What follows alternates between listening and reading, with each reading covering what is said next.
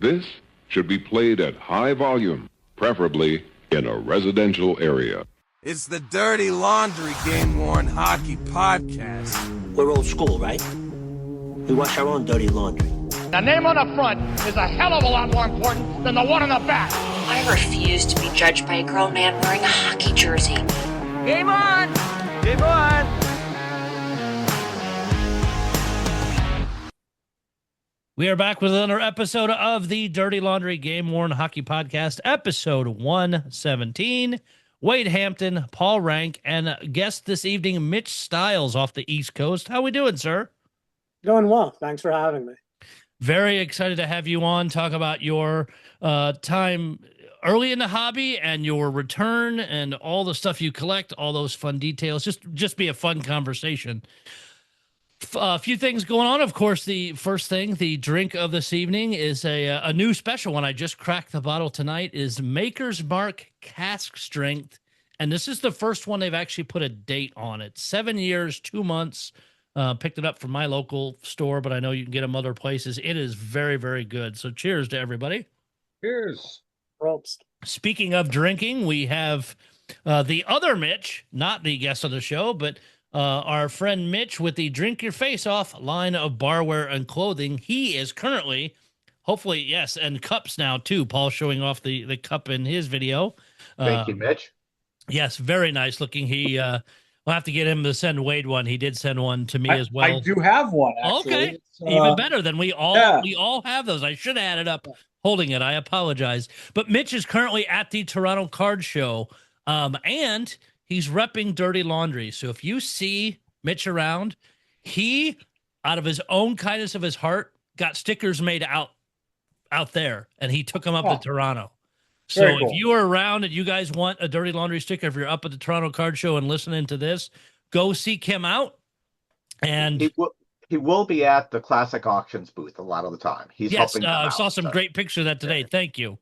So that is big there. Let's see what is else on our agenda. I'll mention a couple of things first, and we'll get back to this.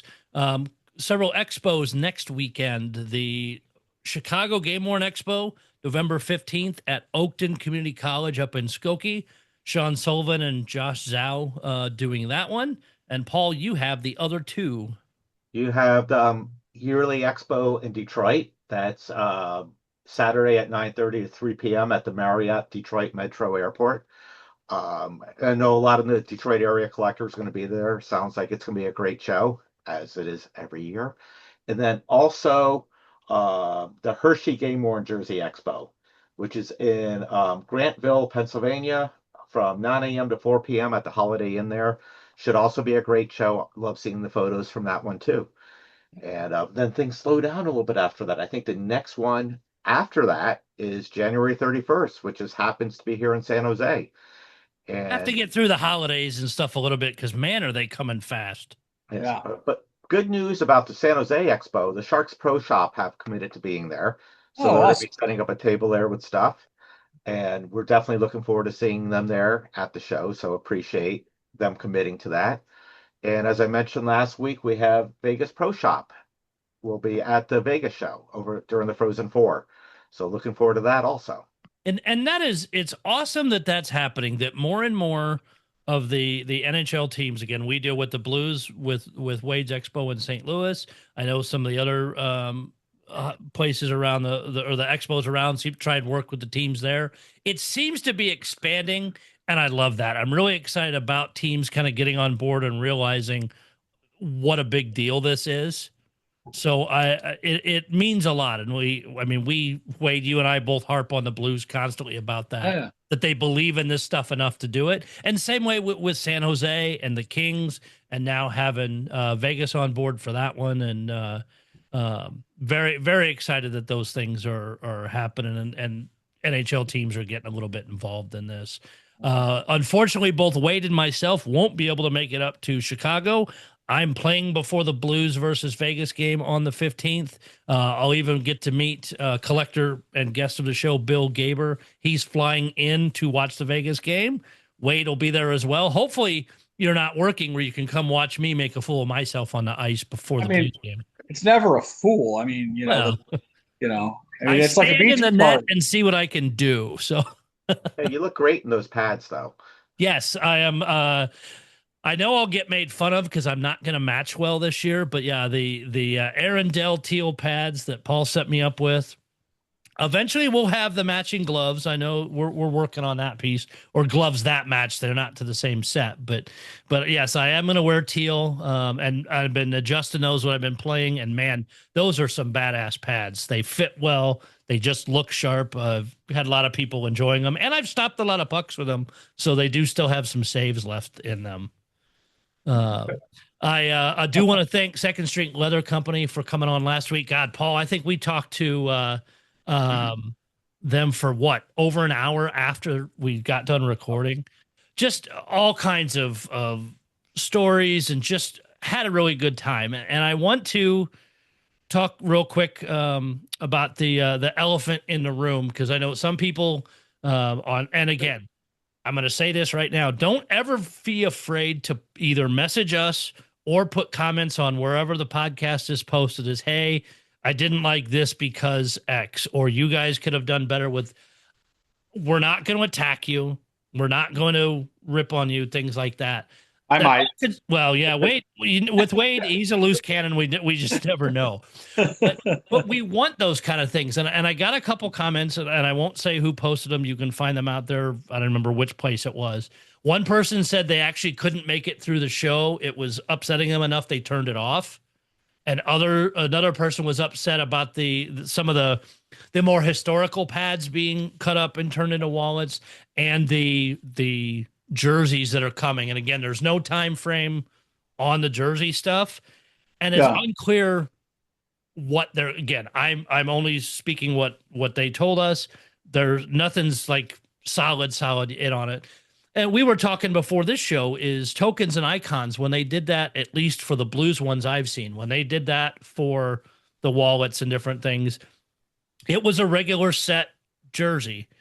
Two different players, the ones that we found, but they were the fourth line guys that again are wearing 6-8 jerseys a season. The ones that the Blues had were white aways.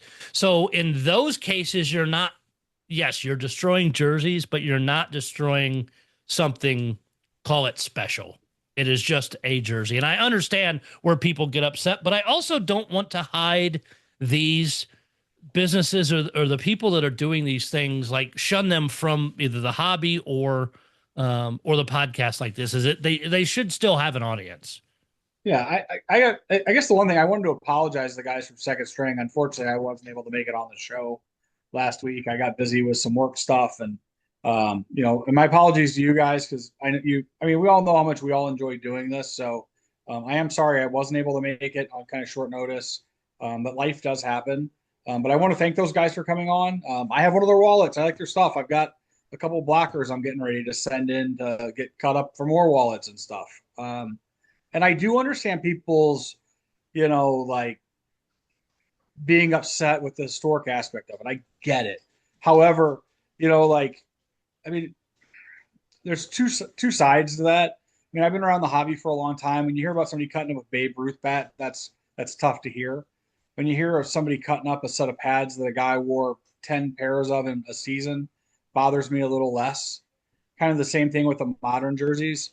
I hate hearing of vintage or historic stuff, or really elite level stuff getting cut up or tore up or whatever they do to it.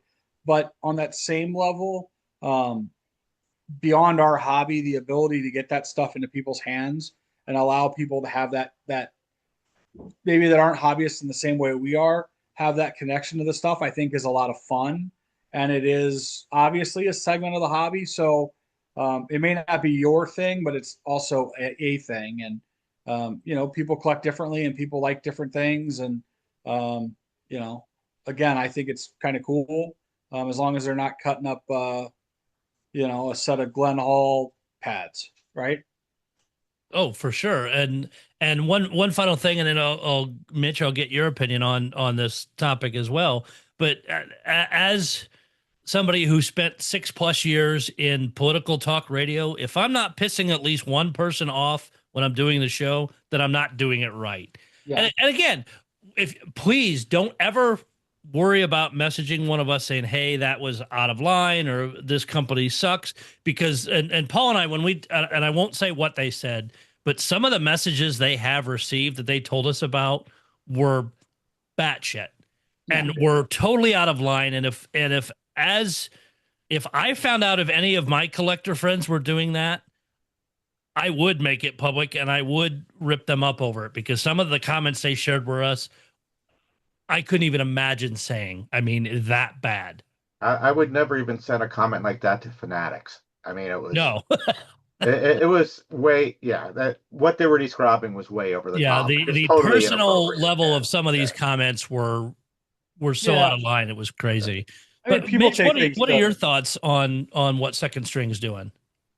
I think it's fine. I think that there are different collecting bases, and whatever you are going to do to bring new people into this hobby, I think a lot of people, at least jersey collectors, may have come in because they were getting those artifacts cards and things of that nature. And they decided, hey, if I can get the entire jersey, why am I spending X on a card when I can actually have a real piece of history? And I think that's what draws people in to this hobby. It's not just the moments. I love jerseys with special moments. I love jerseys with special styles. But again, you're really holding a piece of history. And depending on historical value, do I find it distasteful if, like, let's say we have a Stanley Cup final set of goalie pads being shredded? Absolutely. But I don't think that's what we have here. And I think that everyone needs to step back, relax, and respect that there are other perspectives here. I love that. And now we'll move on from that. And again, like I said, don't ever be afraid to, and if you want to send it in a message and say, hey, don't share this outside of the guys in the podcast, I am totally good with that. I will swear to secrecy and not share publicly, but don't ever hesitate to give us criticism. That's how we make this better. We navigate some pretty fun messages from time to time. Yes, we do. But you know what? That's why, one of the reasons why we're here. If we couldn't handle those things, probably wouldn't be doing the podcast either. But it's all part of the fun. So now, to actually fully welcome Mitch in, tell us a little bit about yourself first.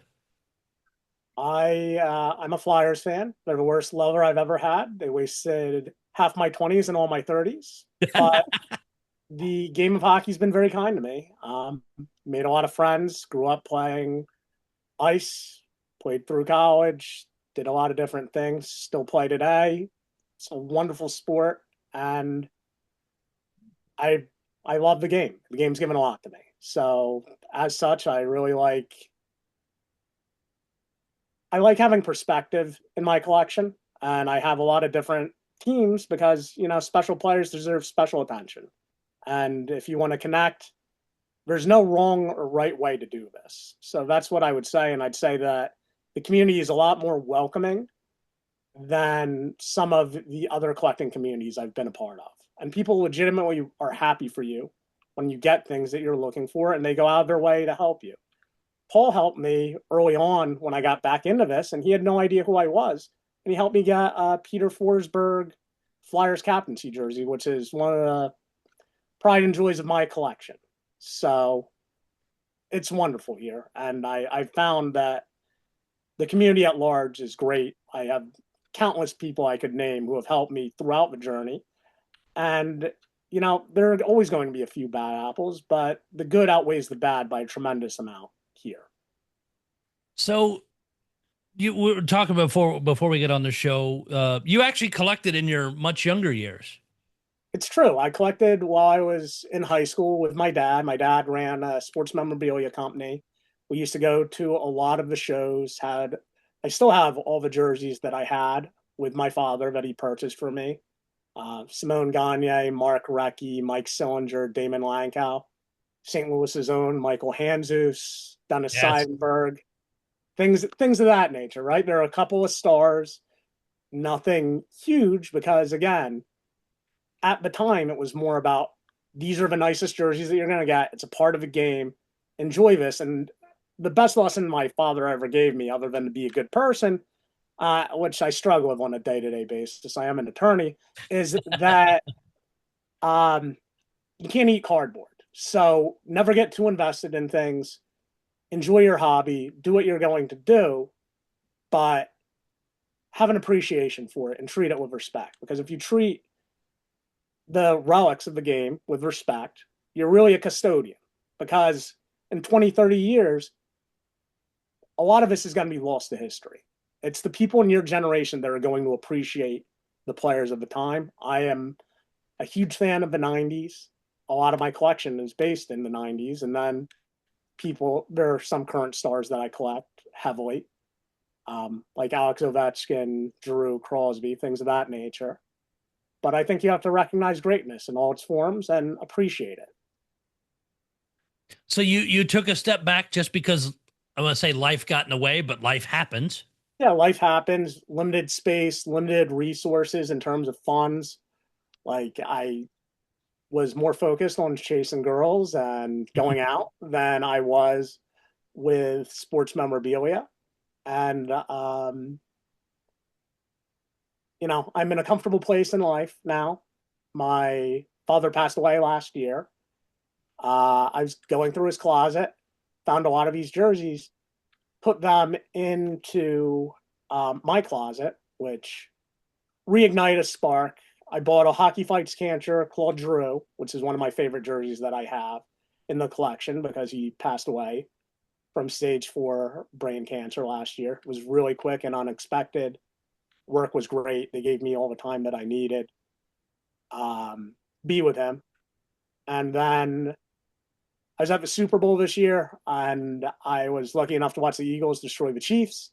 And as I was in the Uber back to my hotel, I said, you know what?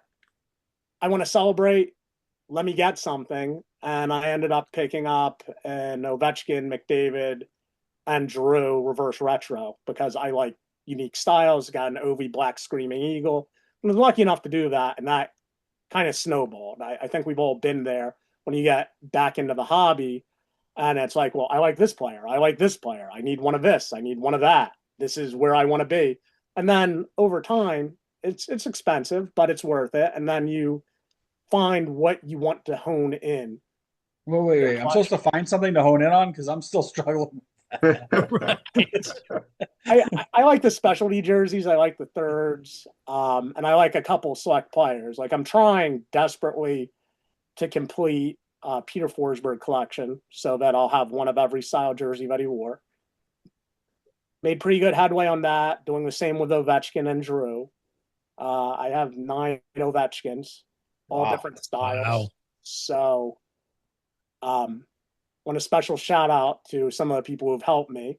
And look, I think that there's enough material in the hobby now that you're not constantly competing with everyone and people are going to help you out. And like, I know that some people dislike dealers. They want collectors to have everything. And yes, dealers will increase the cost, but if there weren't dealers, you're not getting a lot of these things. Like, they pull things out of collections. They buy collections, they sell collections, and they serve a very important purpose in the hobby, in my opinion. It's helped me get shirts I otherwise wouldn't. And it's more of a transaction with a dealer than with another collector, because another collector is going to say, well, I'm only going to trade this jersey for X, which is hard to find. And when you find it, it's like finding a photo match. It's a beautiful thing when you can have a meeting of the minds on both value and jersey, but I don't really sell. I only buy. So if I'm doing a trade, I'm going out and finding another jersey to buy to trade for what I'm looking for. Sounds like Wade. You know, I know Wade has. I'll go back to one thing real quick. You said, Mitch, is in the Uber after the Super Bowl, is you said you got a spark. That was one big ass spark there, sir. You know, the Eagles just destroyed the Chiefs. I was feeling pretty good about myself. I was gonna say that's more of an explosion than a spark. I mean, right. That was that's a wallet breaker, man. It's I've been lucky in life.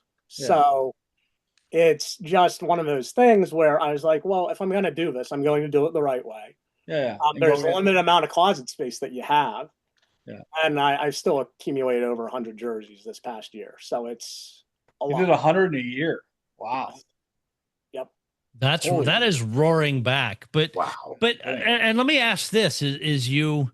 I mean, we're very familiar with the hobby from when you were younger to now. But once you started getting back into it, how different did you realize it was from when you were a teenager? Oh, it's completely different, but it's very much the same in a lot of ways. So what I would tell you is back then in the late 90s, early 2000s, I'd be going to card shows and you hope you might run into someone selling jerseys. Like I remember going to the Echelon Mall in New Jersey and the National Card Show and these things that I'd have to go help my dad set up because he was doing private signings with athletes and everything and selling things to pay for my ice hockey.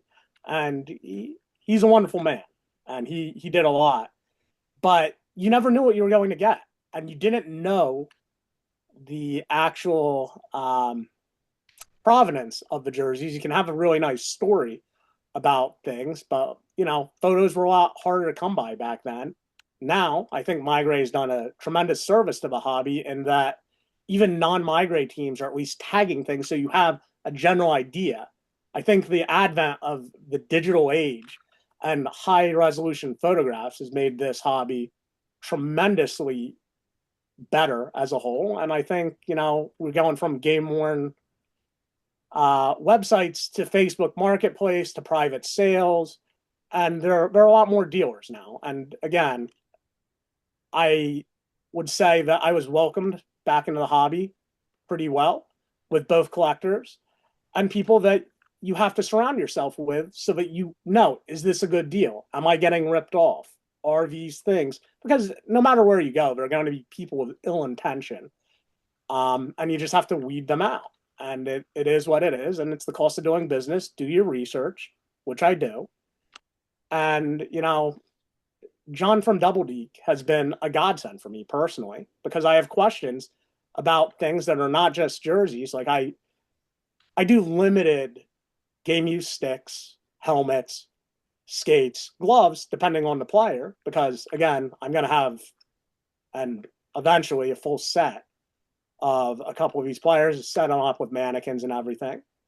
And it's hard because what's good, what's not. There's not a uniform code here. And I mean, Classic is wonderful for their database on past sales. But I tell this to people all the time. Just because it's sold for X doesn't mean that's the price. That could mean two people are bidding. Now, when you have more data and historic data, it's better because you can look at the industry trends back and forth. Now, obviously, the cost has gone up through the roof in the last 20 years. But the availability and, quite frankly, the fact that you can actually photo match it yourself and you're not relying on these third parties. And honestly, look, I'm sure you guys all saw what happened with Fanatics, JSA, and Beckett. There are people faking these certificates of authenticity and devaluing millions of dollars worth of collectibles. Who knows what they were doing? And it's an industry-wide problem. But with a photo match, I feel very comfortable in these jerseys. So that's what I would say in terms of that. And and it's good to hear too that you were coming back in, that you weren't shunned isn't the right word, but you didn't have a lot of bumps, or you didn't have a lot of people treating you crappy. Is you were welcome back, and I think that overall, and again, just like what we push here on the show, is we want either brand new collectors or collectors like yourself that are coming back into the hobby after an absence to still have that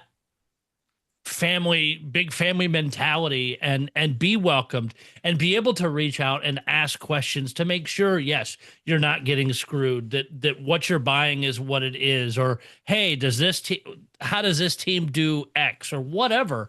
Because especially in your case, because of what you've disclosed, you're dropping big money and want to make sure that you're getting the stuff that you expect. But no matter the collector, if you're buying a $200 jersey or a $200,000 very rare jersey, it all needs to be researched and looked at, and you shouldn't ever be afraid to check with other hobbyists or other collectors that whatever question it is.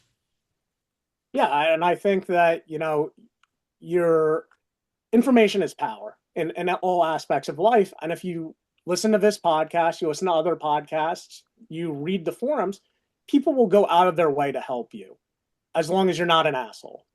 Right. Funny how that seems to help when you can actually act like a civil person. Yeah, as long as you're acting civilly and you're not shaming things, like you're not posting, well, this is what I want and I want it for X. And look, this is a marketplace. So if you're going to post, you're in search of a jersey and people reach out to you, they're going to ask a higher price than if they're posting it, because if they're posting it, they're looking to move it. And I think that it's important that we do that. If you'll excuse me, gentlemen, someone is ringing my doorbell, so I have no idea at night what that could possibly be. You go deal with that really quick. I will be right back. I'm sorry. No, you are perfectly fine. I got a quick side topic I forgot to mention, so we can bring that up. Is you wanted to mention the Vegas? Before we mention that, it's 10 p.m. on the East Coast where we're recording, so. Yes. On a Thursday night, so it seems a little bit late for that. So yeah, but go ahead, very Doc. much so. Yes. Vegas, the Vegas Golden Knights Vegas Authentics Facebook page yesterday posted first complete jersey set of the season. They posted it as 25-26 white Circa Set 1 is now available. Prices below. Email authentics at Vegas Golden Knights with any questions. Prices are extremely fair. There's an Eichel for $1,500. Noah Hannafin, it's an issued for $750. Brandon Saad, Shea Theodore's $1,000. Carlson's $1,500. Marner's $3,000. We did get the details on that. Paul, I'll let you read that if you don't mind. Yeah, they're one game wonders from, I guess, Nevada Day, which the state holiday that commemorates the state's admission to the Union in 1864. So that was on Halloween. They did a swap. They wore white. Colorado wore their home jerseys. 1 p.m. Game time. And they encouraged everyone in the stands to wear white instead of gold, or the usual dark jerseys. And these are unusual in the sense they're a one-game wonder, but they have, I can never say the casino right, Circa, the gambling patch on them, because they don't wear those on the white jerseys on the road, only at home. Wow. So these were made available, pretty quickly after it. What, November 4th or 5th? Came out? 5th. Yeah, posted yesterday afternoon. 5th. Yeah. And I have no idea how they've sold. I know a couple of them were marked gone already, but yeah, if you reach out to Vegas Authentics, they can give you some more details on that, or at least now you know what game they were in, so you can go check them out at Getty or whatnot. But we just want to mention that. And Mitch, did you get a pizza delivered or something there? I wish it was a pizza. I'm a little peckish at the moment, but my roommate locked himself out because he's not the brightest bulb out there. So we have a Eufy, and he's just hammering that doorbell. So I apologize. No, you were fine. And this is Wade always apologizes about the dogs. You know what? It's our fun show. You don't know what's going to happen in it. So it is all good. Hey, Mitch, we had a Zoomie happen in here a few minutes ago. So you never know what you're getting in this house. I mean, dogs are better than people, so I can never begrudge you for having one. Every day. Yeah. So now that you've kind of jumped in head first for sure, what's some of the favorite, either pieces or interesting things you've come across in the last year? So there are probably 5 jerseys that are the pride and joy of my collection. Like I said earlier, I'm a big Peter Forsberg fan. And let me go back real quick on that. Why is it just because he played it in Philly at one point, or no? It's his entire career and how he played the game. Okay. To this day, like the Colorado Avalanche were my team in the West, and the Flyers were my team in the East. And I've never seen anyone be as dominant as Peter Forsberg and Eric Lindros in my entire viewing of hockey. In any game, they could take it over, and the balance of finesse and and physical punishment they would dish out was very appealing to me. And maybe that's because it was during my formative years that I looked at them. But either one could take over a game at any point and any moment, unlike anyone I've ever been able to see since. There are better goal scorers, but Peter Forsberg really made me fall in love with the assist. I mean, it's uncanny, some of the passing that he was able to pull off and the moves, the reverse hits, the big playoff moments, all of that. When you look at it in its totality, plus the Olympic moments, there are a lot of reasons to love Peter Forsberg. Certainly national hero of Sweden and all that. And unfortunately, because of how they played the game, both Eric Lindros and Peter Forsberg had abbreviated careers. But at their peak in the new NHL with no obstruction, these guys would have been destroying people every single game, in my opinion. Put them right through the glass. Yeah, they put them through the glass. Like the only one who's come close to playing that style and why I like him so much is Ovechkin in his early years. And then, look, it takes a wear and tear on your body.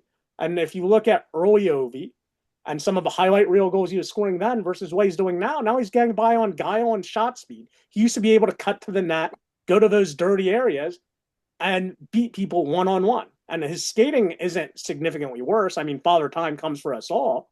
But what you're really realistically seeing is how much faster and how much better skill these younger players are having each and every year. I mean, I help coach like some of these travel teams for ice, and it is incredible the skill sets they have compared to what I would have at the same age. And, you know, I played pretty high level ice. It's night and day what the kids are doing now versus what they were doing 20 years ago. Well, and you especially, and I mentioned before on podcasts, is you talk about how training camp used to be, and of course, coming next year, it's only four games for training camp. Training camp or preseason, excuse me. You came into training camp to get into shape. Now you better be locked in perfect shape to start training camp, or you're getting cut or benched or sent to the minors, whatever it is. But yeah, the training, the all year round stuff is just so different. But because and Forsberg, I think some of those guys did kind of still do kind of an all year round training and didn't take the time off like a lot of other guys did. Yeah, one of the most interesting interviews is he was owed a lot of money and he's like, "Don't pay me while I'm out. I'm recovering from injury." Like, you would never see that in today's God, no. NHL. And he's like, use the money to make the team better, and comes back, leads a playoff in scoring. It's incredible when you really think about it. So that, him being the captain of Flyers, I love the black style. I have two of the three captain jerseys. I know where the third one is. It's in Germany. Eventually, hopefully, I'll get it.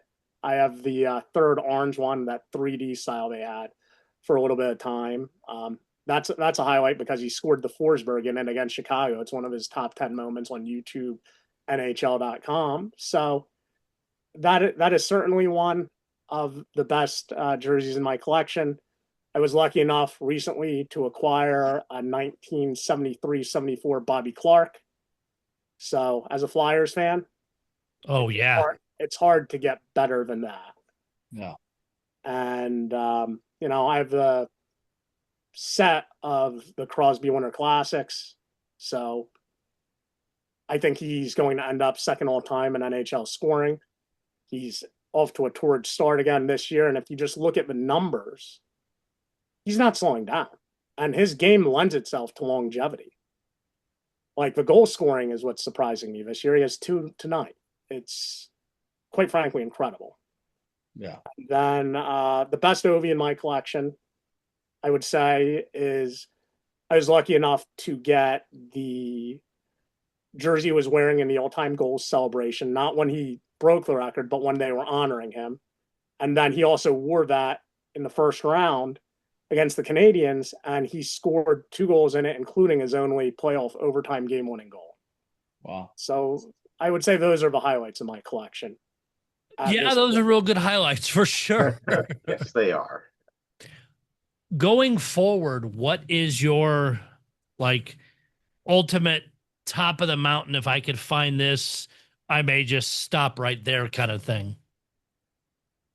You know, I could say a lot of things, but ultimately, I think the joy in this is always collecting and going out and picking up new shirts. Like, I mean, I am pretty well set on most of the high end things that I need. There are a couple of Ovechkin styles that I'll hopefully be able to cross off the list in the next 2 or 3 years. Peter Forsberg Nordiques would be phenomenal. He only wore it for half a season because it's the lockout season. He won the Calder in it. So I'd love to get a blue.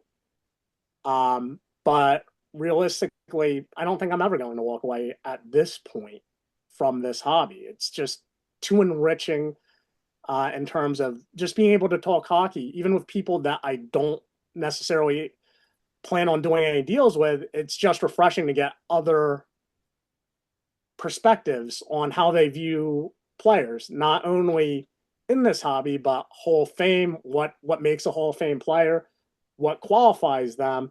Has the bar been lowered because certain people are let in? And I don't think that it has, but I think it makes for interesting cases when you do air adjustments for statistics. No, and that's what makes it fun, is because we even talk about when you go to expos, is there may be a guy there that has jerseys of a team that you'll never collect or never buy, but you start looking at him because, one, you appreciate what he's collecting, and it's like, hey, tell me a story about this, or looking at the repairs. Why did they do the repairs this way? I mean, you're right. It's just that connection and that conversation. You never have to do a deal with them, but you've still connected to that person. Oh, absolutely. And I mean, people have been so welcoming, and I want to emphasize how welcoming some of these people are in terms of helping me with display ideas and everything else, because it gets to be a lot to try to like protect these jerseys. Again, I feel like we're custodians of the game because you have like historic moments here. And to me, when I'm looking at a jersey, I'm looking at style, statistics, and moments, because that's what matters to me. I know a lot of people love wear, and wear is important to a lot of people. To me, it's more of what happened in this moment. What happened in terms of, was this a playoff overtime game-winning goal? I have a few of those. This clinched the series, or did he score his 1,000th point? What's the story? Because I go through and I thank Migrate for this, because I look at the population report and then I stat match it to games, and then you photo match to make sure it was used in the game, because things happen. Guys switch shirts in the middle of games. I think we've all seen that from time to time. But it's great to be able to feel like you own a piece of history. You do it, and it's, excuse me, long week of work this week. But you're right. That's one of the things I enjoy too. Is the Blues are really good with that, with their current stuff, because you get the jersey, you get the certificate, and then you get also the game log. So I can go through and it'll say scanned in for full game, or if they change stuff out, and it gives me a quick breakdown to be able to go look at stats, go look at Getty images, things like that. And it saves a little bit of the hunting of having to dig as, okay, maybe it was also worn here, but their tracking is solid compared to some of the other teams. But yeah, the stat stuff is cool, because then I can, okay, he scored a goal here. Oh, now there's the Getty photo of him scoring that goal also. Like, for example, Wade and I both share, of course, we told the story of the missing jersey that you recently got back. You have the jersey, I have the helmet. We know what was done together with 12 rounds into the shootout, and him and Radek Fox scoring the goal. We both have a connection piece of that, and it's cool to be able to go see, because, again, you don't see many shootouts going to 12 rounds. There's a lot of pictures. So being able to connect the jersey and the helmet to all of those pictures and different things, it just makes it fun. Oh, absolutely. And especially if you are at a game and you know your jersey is going to be worn, like if you've pre-ordered it or if you've been at a game that has specific meaning to you. I know Mike Hessick went out of his way because he went to one of those games. And I mean, I did the same thing. Like, it's important. It may not be an important game in terms of standings, but it could be an important moment in your life. And you want to have a piece of that. And every time you touch the fabric or see it, it brings you back to that point in time, much like certain songs will trigger memories. I think the jerseys will as well, at least for me. Or as we were talking before the show, certain food.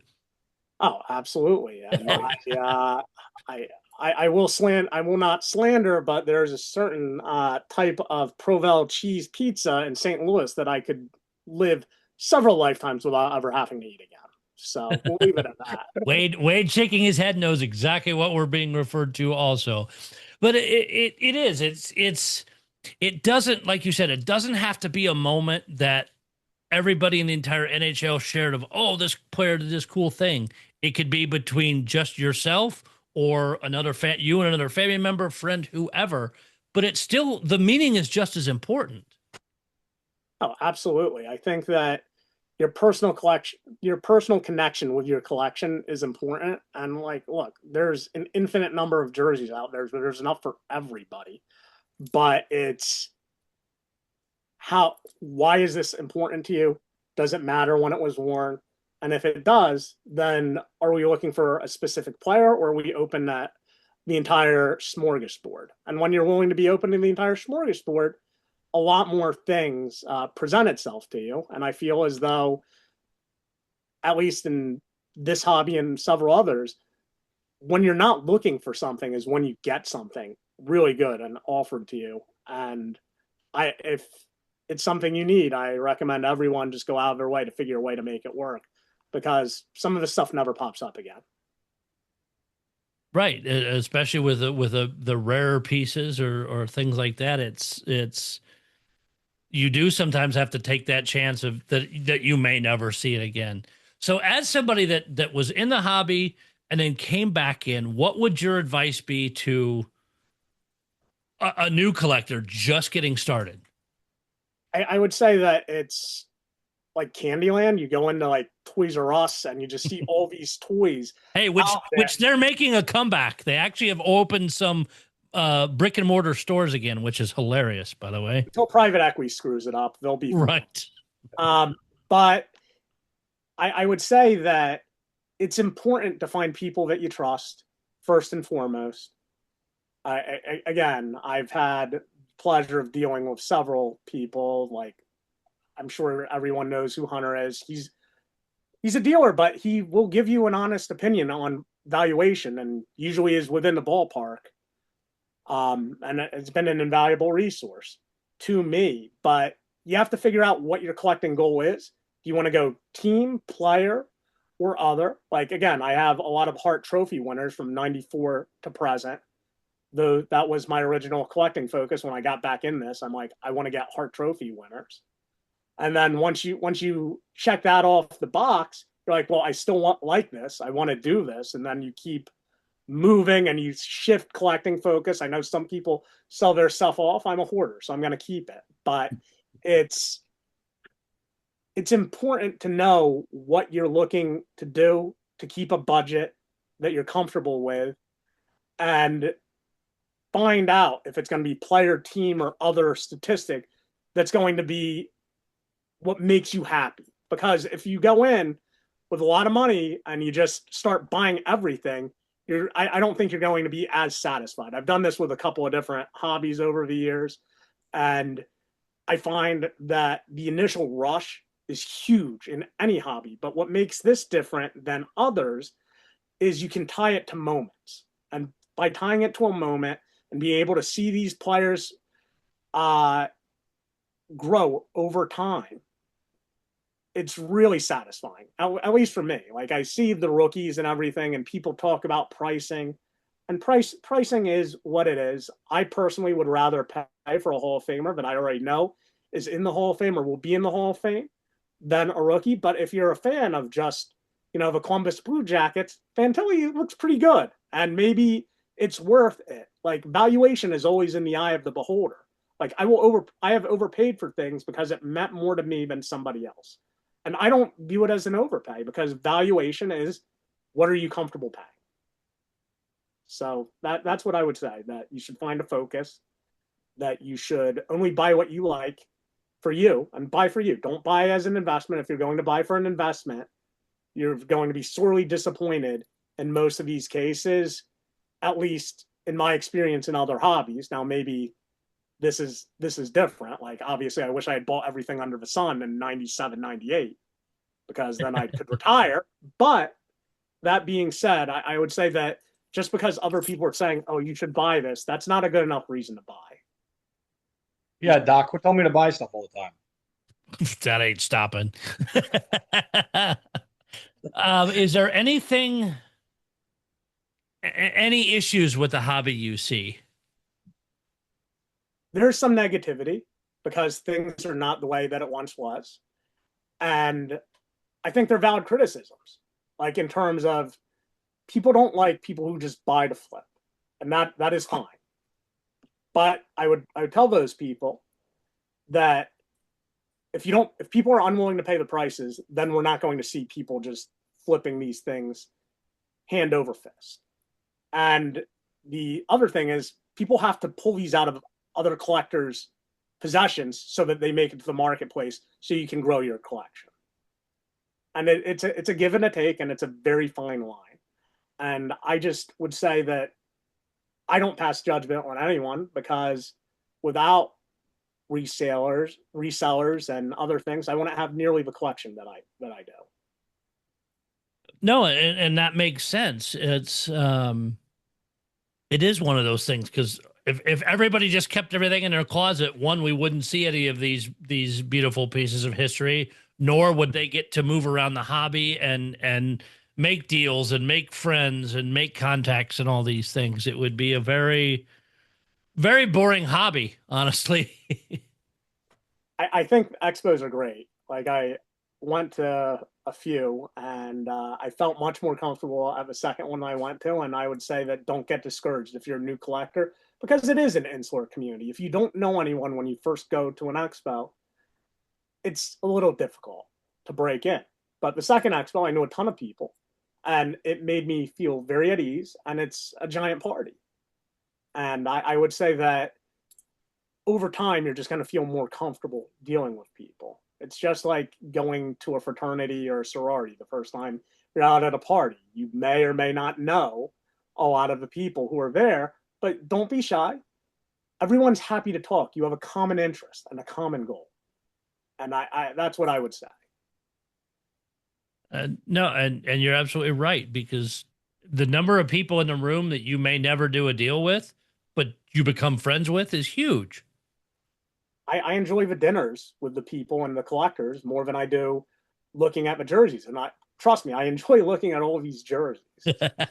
But it's the friendships that you make along the way, because those are the memories that you're going to have. Yeah, jerseys come and go. I mean, you say, yeah, you won't move any of yours, but at some point you might. But the people you know are always going to be there. Yeah, circumstances change. And I would say don't let friendships, if two people are going after the same jersey, I would say don't let it ruin a friendship. Never take anything personally, because I've seen it happen in other hobbies, not necessarily this one, but where things go wrong. Now, look, if someone, if there's malfeasance on behalf of the party, fraud or otherwise, that's a separate kettle of fish here. But I'm just saying, if two of you are bidding on a jersey, don't begrudge the person who wins the jersey, especially if you know it. Because I know personally that I have a couple of collectors I'm very good friends with. And when we're bidding on certain types of jerseys, we reach out to each other and we say, look, I'm not going to bid you up. So tell me if this is one that you want, or if you have to have it. And then we have an adult conversation about it. And I think it's a good way to do this, because otherwise, why are you going to cost one of your friends thousands of dollars? It just doesn't make sense. Yeah, and communication is key, no matter what you're doing, and it's there's always going to be another jersey after that one. Yeah, this stuff isn't super limited. I mean, it is, but it's not. It's not something where this is life or death. This is a hobby at the end of the day, and we have to take it as such. Now, it's a thrilling hobby. Don't get me wrong, but no one is going to live or die over these artifacts. No, but sometimes we get a heart attack when we open the box or win an auction because holy crap, I got that. But yeah. No, I mean that thrill. Some people love the thrill of the chase. I love having things like, but I know other people who love the hobby just because they like hunting things down, and that's part of the beauty of it. There are a lot of different ways people can enjoy this. No, you have hit it spot on, and especially seeing your time in a hobby swing and be able to give a very unique perspective on that. It's an angle that we don't always hear enough about, because I believe the three of us have pretty much been in it from when we got in it. I got kind of quiet for a bit just because, again, life gets in the way of other life, but I never stopped. It just got really slow. So everybody changes, everybody mixes things around. And as we say, you can have one jersey in your collection, you can have 1,000. You're still a collector because you are connected to the hobby. You are connected to those things. Absolutely, and I'd say that if you're a new collector, you should be showing off what you have. Like, have a page. It's not doing anybody any good to just have these jerseys in their closet and not show them off. I know some people don't like showing what they have because then they get a lot of unsolicited offers, and that's fine. Just be very polite and say, I'm not interested in moving it right now. I'll keep you in mind in the future. And as long as you're willing to do that, I have found like that's the best way to handle it, because who knows, maybe you need money later on, or maybe you decide you want to get out. People want to get out all the time.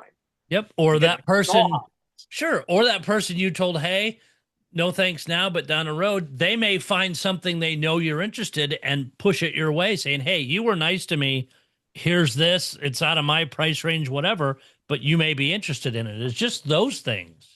I mean, life is all about relationships. Yep. And I would say that if you treat people with respect, they're going to do the same to you, and they're not going to try to bend you over on a deal or otherwise. Like, you can have plenty of disagreements on valuation or anything else that you may or may not want. And look, again, some of the stuff, you look at it and you're like, this is way out of line with historical pricing.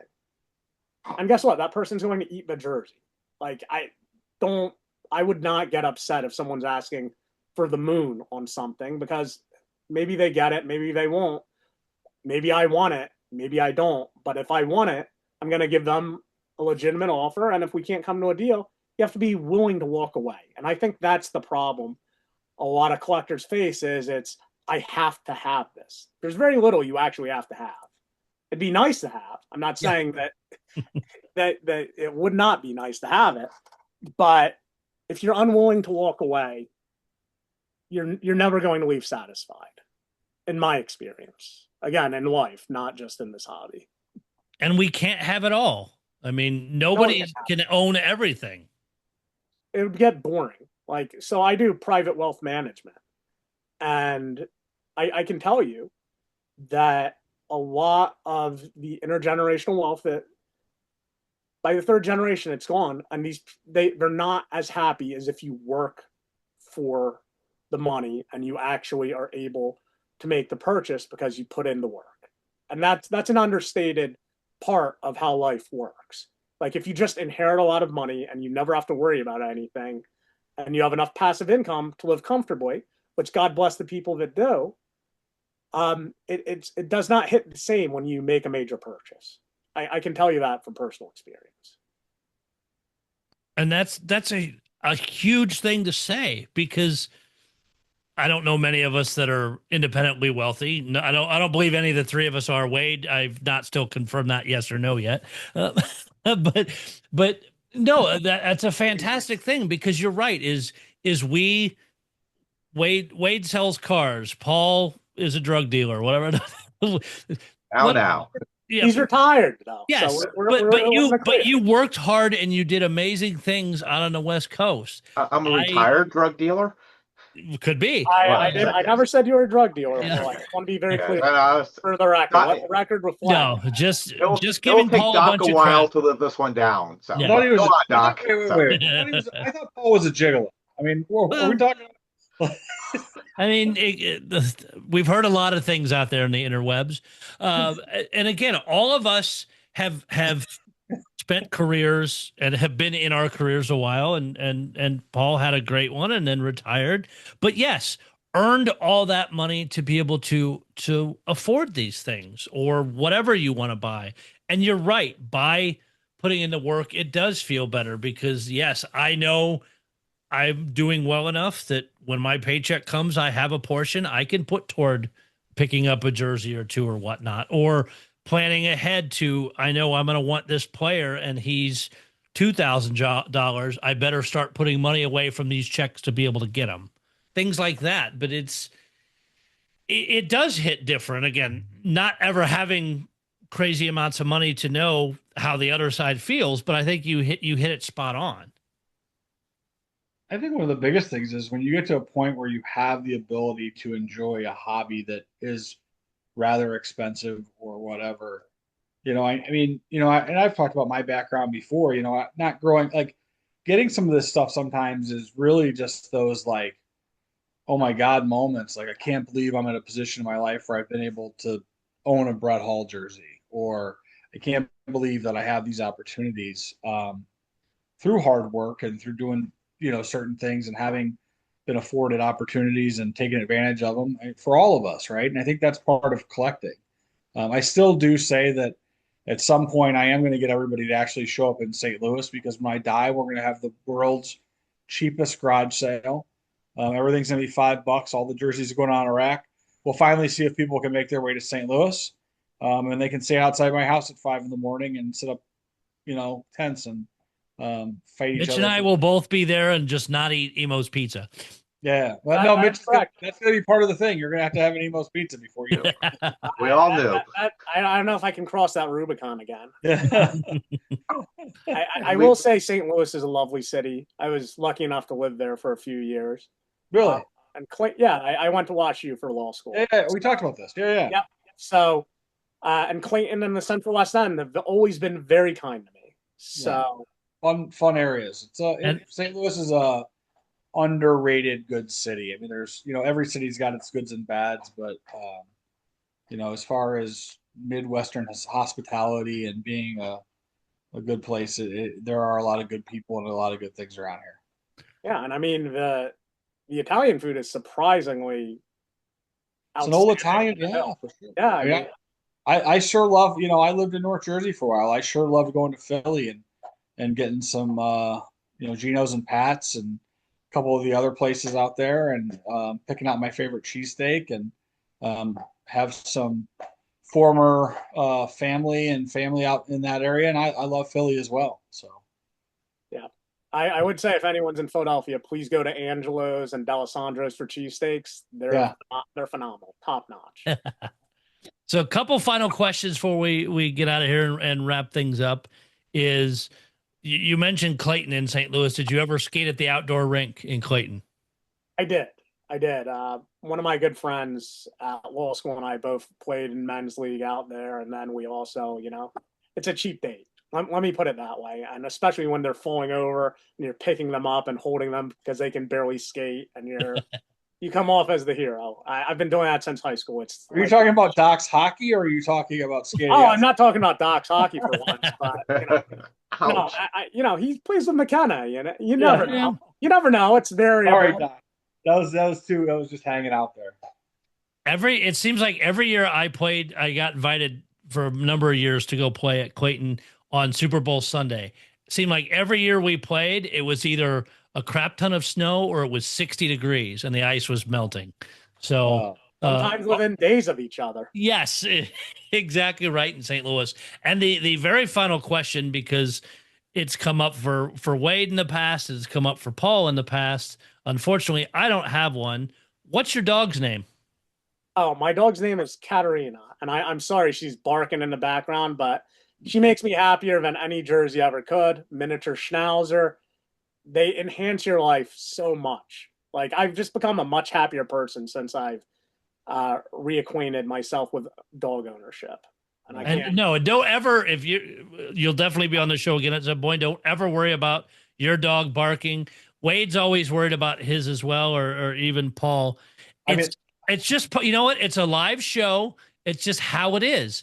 I mean, and I wear headphones just to make sure the audio and stuff sounds good. And at times, hearing the dog snoring in the background, it just makes me laugh. Most of the other people aren't going to hear it unless they're wearing earbuds and have it up just right. But I just pick that up, and it enhances the show. I don't want Wade or anybody else to ever apologize for that. It's just part of it. yeah, tonight was funny because I got home late and the dogs were kind of kept up. So the puppy's been running around. So I had to get up at one point. I was out of screen for a while because he had to go outside and he's a puppy. And my Luna used to fall asleep laying here and snore and Sound like a chainsaw. oh my God, I miss her so much. But it's those are now they're funny. I think about those, it makes me laugh. Jasper's on the couch right now chewing on a bone and having a blast. And yeah, I think that's part of the fun. Paul's dogs have made appearances before, and it's part of the fun of having furry family. Exactly. We'll go ahead and wrap this up. Paul, I'll give you your final thoughts first, sir. Every time we do one of these shows, we touch on a couple things. It's like, oh yeah, we need to do that show in the future. We need to do that show in the future. I know you were joking about, Wade's future garage sale, but we really do need to eventually do one of the detailed shows on what to do before you die. And I know it's morbid and all. We've touched on it briefly in past shows, but we keep talking about doing that show. Another show I think we should do is a more detailed discussion about hosting expos and what goes into it. But Mitch said something which kind of triggered that tonight, that his first expo, he didn't really feel like part of it. And the second one, you really enjoyed. And, I think whether you're the host of the expo or just anyone, go around and meet everyone at the expo. That's one thing I make sure, I do make sure Wade does, because there's going to be some people there I don't recognize. And and I hope I can remember their names the next week. I may not, but I think it's just great, getting out there, going to the expos, but then making sure you drag everyone into it to be part of it. And I will stress, going to the game afterwards or the night before, going out to dinner, the drinking before, during, and after. It's just such a great experience. When he said that, the first thing I thought of was my first time going to the Nova. I obviously went with the intention of meeting some people who I'd done business with, meeting a few friends who I had never really, like, beyond being internet friends or whatever. And I did the same thing. I remember that first night I got invited to go down to that bar area in the old hotel that he used to do it in the Holiday Inn, which I think is the one he's using again. But pulled up a chair at a table with a bunch of guys, got to know them, and years later, these are some of my friends in the hobby. Dan Day, Matt McConnell, and some of those names. Meeting Hunter and getting to know Hunter on a personal level. Francis just being such a fabulous host, and that you're 1,000% right, Mitch. I think the biggest thing is getting out there. But the one thing at these shows that's amazing is if you take 2 seconds to walk up to somebody and introduce yourself or say, "Oh, I've seen you," those connections grow pretty quickly. And I think that's one of the beauties of our hobby in comparison to some of the other shows and the other hobbies. You go to a baseball card show and you walk up to a table and there's a dealer there. They stay behind their table and they're locked in. Whereas this thing is way more interactive, which I think leads towards the fun quite a bit. Oh, absolutely. And I grew up in those card shows as a vendor and everything else. And you're constantly looking for people who are trying to steal things. Like that's the reality. Kind of hard to steal a jersey. And I don't ever feel threatened at any of these shows, which I would not say is necessarily the case when we were setting up at the National and things when I was in high school and college and helping my dad run his business, because we had big ticket items that they're out there, they're behind under glass, under lock and key, and they're under lock and key for a reason. It's because everyone, you will, and look, it's the reality of life. There is thrift when you're running a business. Yeah. But people have such a more congenial disposition in this hobby than in any other hobby that I've been a part of. And I think that, and my first expo experience wasn't great. It was cool because I got to see some really nice jerseys, but I was also up for 72 hours and I was coming back from my Manhattan office on my way back. So it was not necessarily people were unfriendly. It's just I didn't know a ton of people there. It was the Migrate show. And they ran a phenomenal event. It's just I didn't see a lot of people that I recognized. And I also was up for over 70 hours. So I was not really in the best state of mind to be at the expo, but I didn't want to miss out. So everyone is super friendly. And I think that is what I would emphasize, especially to new members. Like I'm in a couple of group chats, and I love these group chats with other collectors, and we're not looking to hawk goods to each other. We're just talking about, well, what's going on with this set? Do you like this New Jersey style? What do you think? Who do you think is going to win this game? Are the Penguins for real? Apparently they are. They beat the Capitals again. It's the day-to-day that I think is important in terms of discussing these things, because what looks good today, in 5 or 6 weeks, everything's going to change in terms of the NHL standings, but it makes a big difference. And I think it's important that you're able to talk with people who are similarly like-minded. Yeah. And like you said, with that group chat is we have one for the show, and the actual show discussion is probably about 30% of it. Yeah, others is, hey, the Knights put up this new thing, or what do you guys think? Again, think about this jersey, or what do you think about this auction? It's just hobby stuff, but it's also just random stuff. We'll throw memes in there. Hey, what do you think about whatever this is? It's just, we're always in communication, and because we enjoy that. This, as I've told both Paul and Wade, when this becomes cumbersome or not fun, then we're not going to do it anymore. We do it because we enjoy it. We do it because we feel like we make a difference. We maybe are, we maybe aren't. It doesn't matter.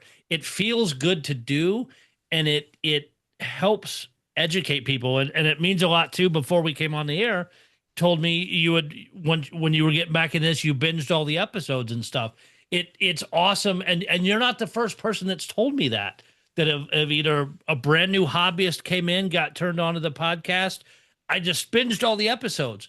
That's awesome. And we've had some comments about, well, this topic was awful, or I can't believe you guys talked about that. Again, I don't expect you to like every single topic or every single episode or whatever, because some weeks we may just come on and ramble for 45 minutes because there's nothing super strong going on, but we want to have a show and at least put that out there, because like I said, I tell the story the one time we didn't do one and didn't let people know. And one of the guys is like, I was almost crying in my car because there was no show to listen to on my commute to work. So it's podcasts are incredibly meaningful to a lot of people's lives, because again, it's kind of replaced a lot. Radio's dead basically, but like podcasts, it makes driving so much easier. Oh yeah. Your day-to-day work, you listen to it in the background while you're doing your work. These are incredibly important things, and that's why you have such big deals with Spotify, The Ringer, and everyone else, because it's important. And it feels like, before I haven't met some of you, it felt like I knew you because I've listened to you so many times, and it's comforting for all these people. And I think that is an understated part of the podcast. And it means a lot to hear those things, because we're not making money off this. We're not hitting any of the metrics that Spotify or YouTube or whatever want us to hit to get paid. We do it because we love it. I'm lucky enough to have a radio background from doing it, and were familiar with the podcasting equipment I needed. I made the investment of about $1,200 total to do everything I wanted to do, and said, you know what, let's do it. And we jumped into it, and now we're just flying through and having a great time. At 117 episodes, did I think we'd be this far? Honestly, yes. Would I think we'd have the following and the messaging and everything every week? Not really. But I will say, radio is not totally dead.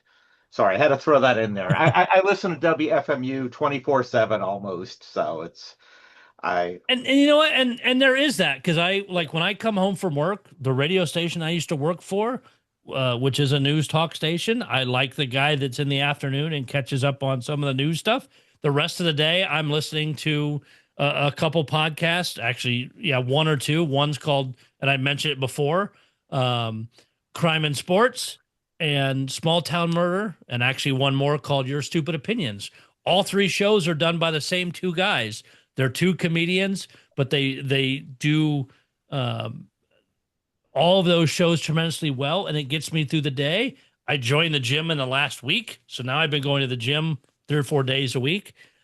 That I'm actually listening to music to, because I can't work out to a podcast, but I appreciate all the people that can. But however you guys listen to this, it does mean a lot. The support is great. Again, it means a lot that Mitch Amaya bought stickers, took them to Toronto to hand them out. Didn't have to do that. Paid for it himself.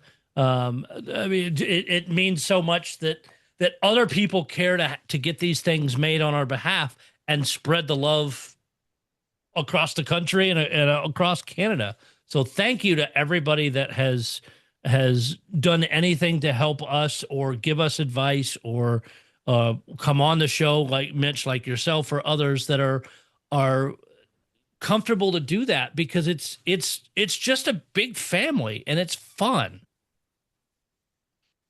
Enough rambling now. No. Anything else on anybody else's mind before we get out of here this evening? No, great show. Thanks for coming on, Mitch. It's a pleasure to put a face to the name to some of our text conversations, and good luck with your collection. Thanks for quickly becoming a really great guy in the hobby. Look, I appreciate it. And I would say that for new collectors, never be afraid to blind message people. Yeah. I've had really good interactions with a lot of people, and if you're afraid to reach out to people, you're never going to build these connections. I agree. And one or two bad interactions does not outweigh the countless positive interactions I've had over the course of the last year. Sorry for our bad one. I'm just kidding. And if you're not, as a new collector, if you're not sure who to reach out to on things, reach out to one of us. We will gladly help point you in the direction of who you should talk to on teams or whatnot, because none of us know everything, nor will we ever, but we know who the people are that are some of the best to talk to on certain things in knowledge areas we don't have. You said that very well without using the word expert. So I'm proud of you. Yeah, Thank you for that. Why do you think welcome. I worded it that way? Yeah, exactly. Well, on that note, I want to thank Mitch for being on the show again. This was great having you on here. We really hope you can make the Vegas Expo, and we look forward to seeing you out there. I hope to be there. Yeah, sounds great.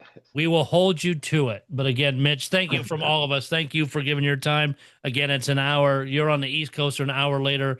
Us two Midwesterners, it's definitely dark here. And Paul is probably still, it's sunny and 80, and he's got a drink with an umbrella in it. So. Paul has such a hard life with that. Right.